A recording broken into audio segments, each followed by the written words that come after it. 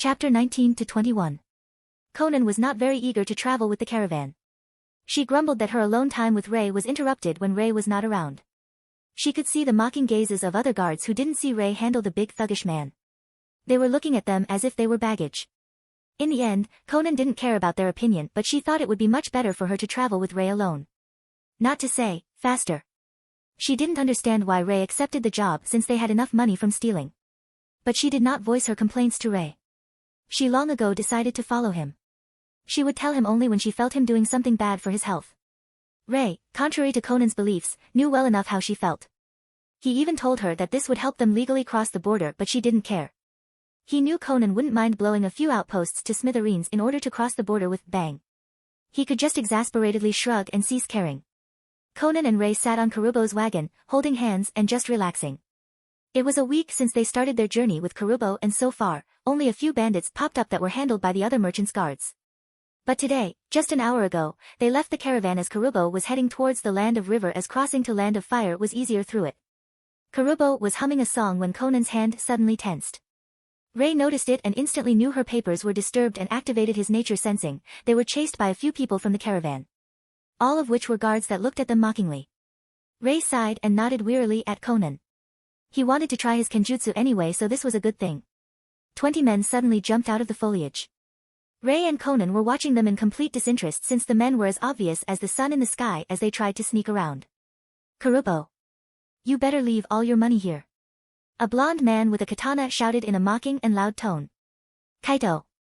What is the meaning of this? My fath dash, ahem. Karubo blushed but continued after clearing his throat. Why are you doing this? Money, isn't it obvious? You made it so easy when you picked 2 children to protect you. Kaito laughed while his group of misfits followed and also started laughing. Boss. One man with a crooked nose pointed towards Conan and Ray, making Kaito nod. Boy. We can let you leave unharmed. But the girl stays. She is old enough to entertain us. He condescendingly remarked. It only proved to make Ray madder and his eyes grew cold. Ray sighed as his cold eyes didn't leave Kaito and hopped down from the carriage. It was time to play with these guys. His hand held the chikudo as he approached the men. He stood in front of the wagon, directly opposite Kaito and his goons, prepared for the fight. Will it be all right? Karubo leaned towards Conan and asked quietly. There are 20 of them. It's fine. She rolled her eyes as her feet excitedly dangled from the wagon. See that, boys? The twerp wants to cha-dash, Kaito taunted, but Ray already disappeared from his previous spot. Ray channeled Raitun chakra into his body. Not much, but it helped to raise his speed. He appeared in the middle of the 20 thugs, his chikudo at the ready as he swung it in a circular motion, slicing through 3 of them at once. The other thugs saw what happened and quickly jumped back warily. Ray stood in the middle of their encirclement, holding his chikudo leisurely in his hand with a bored expression. Those men were no shinobi. They were mercenaries. But even then. He sidestepped a sword swipe from the left and twisted his body to the left into a small jump as another sword approached him from the right side. As his feet touched the ground, he jumped up, raising his legs into crouch mid-air as weapons skewered the air where his torso previously was. His feet dropped onto the bunch of collided weapons and with a spin, 2 men lost their heads. The other 10 men who were holding the weapons, and therefore, in the range of his chikudo, quickly let their weapons go and retreated backward, unsheathing their spare knives, katanas, or whatever they had. The weapons fell to the ground, but Ray just lazily hopped down the second they were released from the hold of the thugs. Kaito and 4 of his best were looking at the remaining 10 of their subordinates, cursing that they already lost 5 to someone they called a child. Good. Let me handle this. Kaito sneered and took his katana out, charging at Ray, who was looking at him in apathy. Does the idiot even realize I am not even using any chakra except the initial Raitun dash? He thought as he saw the man approaching. Kaito saw Ray frozen in his spot as a winning smile spread through his face. He had the little shit. He will. Ray coated his sword in Raitun chakra and before Kaito could slash at him, he bisected both Kaito and his katana. And this is why you never fight against shinobi unless you are a skilled samurai or shinobi yourself. Ray shook his head with a TSK. TSK. TSK noise. Shinobi. The remaining 14 men looked at their fallen leader and muttered, surprised at what just happened. Ray dashed into the group of 4 men who were Kaito's best, and as he came closer, he swung his chikudo, parrying a slash. His body was still advancing and with a half-turn, it harmlessly passed the sword of his enemy and his chikudo dislodged from the parry, getting inside the guard of the attacker, cleaving through him. Ray didn't stop. As his sword went through the man, he took out a kunai, twirling it through his fingers until it was high enough and he grabbed it tightly, blocking the sword of another man. Rei pushed his body towards that man, evading yet another slash from the third enemy, and as his body entered the personal space of the man whose sword he was blocking with his kunai, he pushed the sword aside, getting a clear path towards the man's neck with his kunai. The man didn't live long after that. Rei stabbed the kunai up to the handle to the man's neck and let it go, grabbing the shoulder of the man, spinning his almost lifeless body into a slash, using it as a shield. The man who slashed was bewildered that he just killed a comrade, and Rei's Jakudo found a quick purchase as it pierced his head through the eye, right over the shoulder of the man he used as a shield. Rei's other hand snaked around the neck of the man, grabbing the handle of the kunai still embedded in his neck and ripped it out, letting blood gush like a waterfall. The man who was used as a shield finally died while Rei flung the kunai to the forehead of the last man who was frozen from horror, killing him. 10 seconds passed since Kaito died and none of his 4 lieutenants were still standing. Conan. Rest is yours. He shrugged, not really interested in fighting common mercenaries. Conan nodded and 10 high-speed, thin paper slices flew right into the chests of the other 10 men, killing them. Kurubo could only stare in bewilderment. He was expecting it, all right. He knew the power of shinobi. But to see 20 men felled in under 30 seconds was still something chilling. Especially when done by kids around 12. Kurubo, Rei, and Conan just exited the Land of Rain and entered the Land of River a day ago. Rei was at ease. He was out of the Land of Rain, the biggest battlefield in this conflict. While the Suna battlefield was vast, it was still smaller than the battles in AIM. It has to be noted, Suna was more straightforward as the two armies met and clashed. Suna tried to spread poison while Konoha wanted to rake up the kill count. Tsunade really saved Konoha there as her skills mitigated most of Suna's offensive when she found the antidote. Hence, Suna was out of the war already and at most did some guerrilla warfare to chase Konohanin out of their territory. Kyumo and Konoha. They didn't clash much during this war. Kyumo was mostly tied up with Kiri in naval warfare. They did attack Konoha but it was more on the hit and run basis. No really big skirmishes happened. Rei was incredibly surprised at the amount of military knowledge Kurabo, the utterly normal and not out of place merchant, had. His suspicion of the man only rose. But there they were. The man was willing to part with this knowledge. Both knew that this meant he was meaning well. There was no need to antagonize him over it. Kiri, they had it best. As the reason for the war was the forceful expansion of territory with force, Kiri as an island didn't have much surrounding land to force under their rule. Therefore, they only fought with Kyumo over some islands in the Kaizoku Sea. And that led Rei to the last battlefield. AIM. Konoha vs IWA. The ninja had no regard for civilians and made AIM their spanking boy. They ran rampant over the entire country while doing various guerrilla attacks, skirmishes in towns. It was a massacre at its finest. The tactic was foregone due to the hate between the two and the clashes were only intensifying. Medics were in short supply, corpses piled up, and most often than not, the civilians paid for it. The shinobi were way past the point of caring. Especially the IWA as IWA Kirikumo attacked Yuzu at the start of the Second Shinobi War and thousands of theirs died. Konoha redirected their hate to IWA and showered it upon innocent AIM. IWA had insufficient forces so they employed brutal tactics to compensate. The sole reason the country was standing was Amigakure forces and Hanzo that were looming over IWA and Konoha in AIM like some shinigami, occasionally killing out entire squads. Shinobi of both countries were understaffed. Simple as that. That was the sole reason why IWA and Konoha did not raise AIM to the ground yet and employed at least some restraint. But Hanzo was far from a benevolent or even caring ruler. Kurabo told Rei that he was being paid for providing a battlefield. He only acted when somebody was acting way over the top. Thankfully, Konoha vs Suna was fought exclusively on Suna territory and for the most part, it was over so the Land of River was quite peaceful.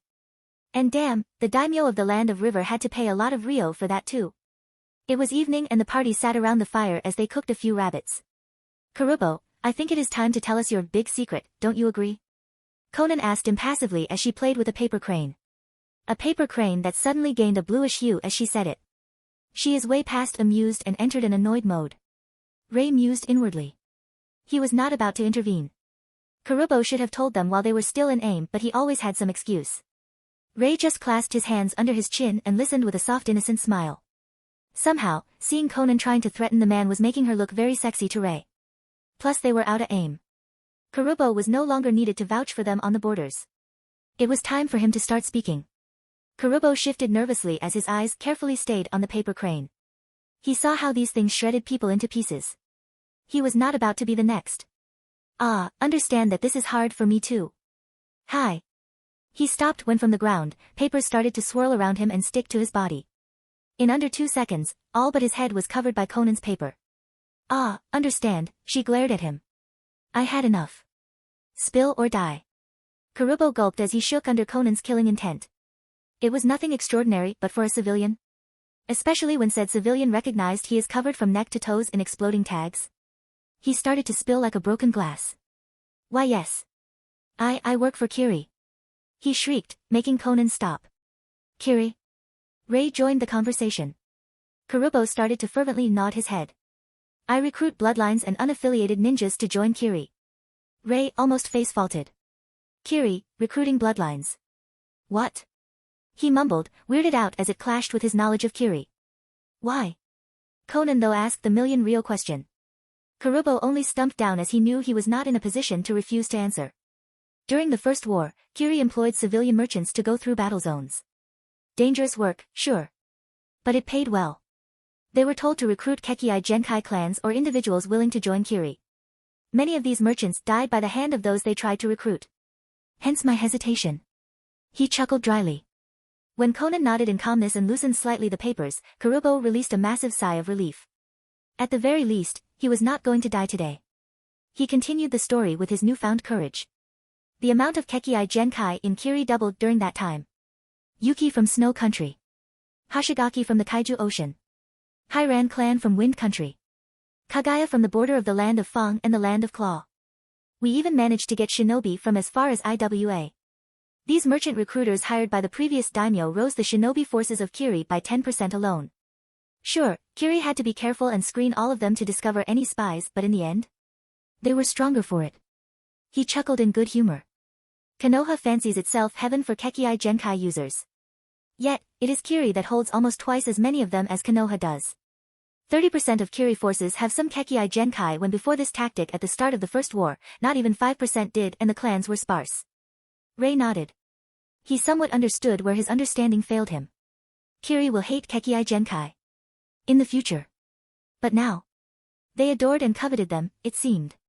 It was always suspicious how Kiri, an isolated island nation, had so many of them compared to the other, bigger lands, that they were able to actually have a civil war against them. It was also suspicious that Kekii Genkai holders and their forces won the civil war. Realistically, by looking at the numbers, that was utterly impossible.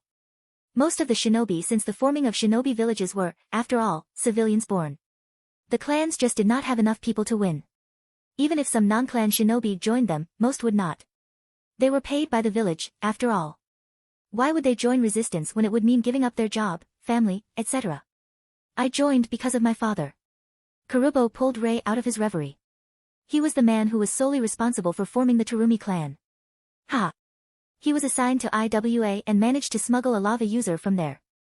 She was called Rumi. Kurubo fondly reminisced. As they were on their way to Kiri, they passed the land of hot springs and managed to convince a family of 3 to come with them. They had boil release. He shook his head. My father was one lucky fella, I tell you. Anyway, Rumi fell in love with the boy from the family and they decided to create a clan together. And so, Taro and Rumi created the Terumi clan. It's so cringy. Kurubo laughed boisterously as any nervousness fell from him. Conan just rolled her eyes with a chuckle at the man as she removed the paper from him and looked at Ray to decide what to do. Ray didn't have to think much. He only had to make sure he and Conan would be far, far away from Kiri by the time Obito decided to fuck things up. We will join Kiri. He nodded, making Kurubo gleeful. The journey to Kiri was peaceful. With Conan and Ray masking their chakra with nature energy, no shinobi saw them as anything but normal children accompanying a merchant. As they entered the land of fire, the warlike atmosphere evaporated. The people were cheerful and lively. The streets were full of children playing with a ball. It was a nice sight. Except, Ray had to hold Conan's arm as he saw her clutching her fist hard seeing it. He knew how hard it was for her as a child. He also knew she had enmity with Konoha for killing her parents. And while she didn't desire revenge, it must have been hard to see children happy and carefree in the land protected by Konoha when Konoha shinobi were killing and ravaging the country she was born in. Ray didn't try to console her. This was important for Conan to solve herself. The answers she will form may very well affect her entire life. He would not let her be some avenger, but he was not averse to let her horizon widen. To learn to look at things from different angles. Conan didn't feel hate for the children or civilians. She only felt disgusted. So much blood flooded aim, and yet. It irked her immensely. But the second she felt Rei's arm. She didn't care anymore. She had a new life. She worked hard to have a new life. To become strong. Her priority was Rei. These people could burn or be happy, she had no care for them. But, she decided to become even stronger so the people she loves will be able to live like these children. Carefree and happy. While her enemies will feel like herself during childhood. Painful and miserable. That she promised to herself. Their journey continued towards the land of Noodle until they arrived in the capital. There, Kurubo led both Conan and Rei to an abandoned warehouse. As they entered, they saw two people with Kiri Hitai-8, lounging on a chair, completely relaxed. When the men looked at who was approaching, they groaned. Kurubo-san, kids. Seriously? A pale man with blue tear marks under his very tired-looking eyes asked the merchant. Well, as long as they are useful. Kiki. Another man who was twirling kunai on his finger, trying to appear menacing, rolled his eyes while snickering. You kiddies wanna join Kiri? Heh. Are you of any use? He condescendingly asked. Spar then. Rei quipped before Kurubo could interrupt, shrugging down the coat from his shoulders, coming forward. Ooh. Look at him. This one is spunky. Kid, sigh. The tired-looking man turned to his companion. Don't fight him too seriously. We finally became chunin. The Mizukage won't be thrilled if you beat the shit out of them. They are kids, Kuribaro. Ah, shut up, Mizuru. I will be gentle. The man, still playing with his kunai, stood up and walked leisurely towards Rei with a mocking expression. Rei could only sigh. These two idiots had as much chakra as the chunin, Kalabi, they killed in aim. To be honest, Rei had at least 5 times than them by now. He was already on low jonin reserves with Conan. But to be underestimated due to his age. He smiled widely. The tired-looking man, Mizuru, was observing the kids. One was an impassive girl. Very beautiful girl, he offhandedly noted. That one will definitely be a looker in the future. His uncaring eyes looked at the cocky boy and slightly widened. That smile. He saw it. On one of the Kiri 7 swordsmen right before. Bam. Kuribaro found himself thrown into the wall, cracking it as the kid appeared in front of him, his foot raised at the level of Kuribaro's stomach. You are just a chunin and you want to compare notes with me? Seeking death. Rei shouted condescendingly as he was inwardly fanboying. He. Always wanted to play big bad cultivator bully. He was mentally bouncing up and down. He wasn't in a war zone anymore and could let loose his more mischievous side. Conan snickered while covering her mouth with her gloved hand and walked forward. My turn. Her expression turned stoic as she impassively said, looking at Mizuru. Mizuru's sweat dropped as he felt the killing intent the girl was releasing straight at him. I'll pass. He gulped. Ah, Mizuru-san. I forgot to tell you. These two are from AIM. They are strong. Kurubo sheepishly rubbed the back of his head. Say so sooner, bastard. Mizuru's eyes twitched at him and Kuribaro groaned, still on the ground. From there it was smooth sailing. The men started asking questions, name, former village, country, age. Say what now? Kuribaro asked, irritated at what he just heard. He was still holding his stomach as he sat on the chair, his head laid on the table. I said we are 10. Rei nonchalantly responded. Kid, Yulu dash. Jutsu accident. Made us grow. Rei shrugged. Mizuru ever so slowly nodded. He was weirded out, alright, but he heard of weirder cases. As he was about to write it down, Rei suddenly added. Oh, don't forget to write that we are connected because of it. We can't separate otherwise it would be detrimental to our health. Conan nodded eagerly and Mizuru only sighed and nodded. He was not about to say no to a kid that could wipe the floor with him. Really now? Kuribaro grumbled. Then it came to any known diseases, living family, and finally skills. Kurubo said the girl had some paper Kekii Genkai. Kuribaro stated, unsurely looking at Conan. No. She does not. Rei quickly attracted the attention and took a paper slice from his pocket, folding it with his chakra. It is a chakra control skill. She uses her chakra to fold it into shapes and her futon to make them fly. Rei was not about to let them know it was Kekii Genkai, much less Kekii Toda. Conan knew what she held and that was enough. Mizuru nodded. So, any affinities other than futon? He didn't miss that little tidbit. 10 years old proficient with futon. The kids in front of him were true monsters. Both of them. Rei and Conan looked at each other, Conan bit her lip and took a step back, letting Rei deal with it. She knew he didn't want to reveal the full scope of their skills.